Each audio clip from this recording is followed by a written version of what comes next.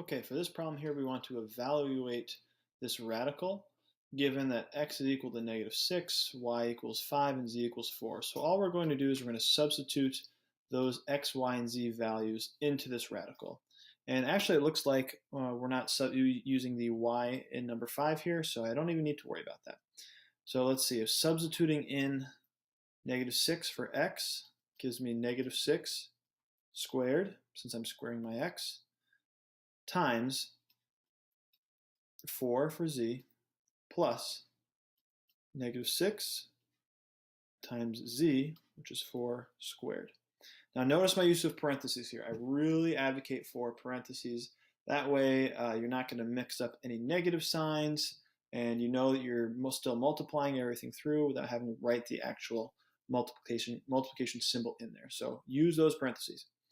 Okay, so from here on out, we're using PEMDAS on the inside of this thing. So my first step, I'm going to square this -6, and -6 times -6 is positive 36 times 4 plus -6 times 16. So first I square this 4 before doing the multiplication here.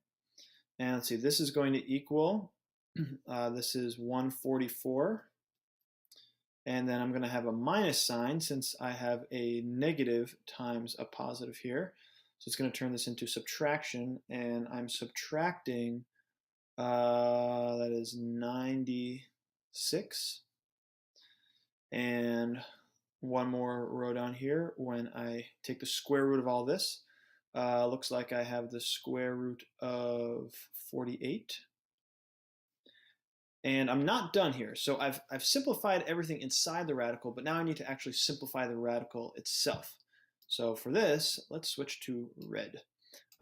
Again, I want to split this up into the largest perfect square factor that I can.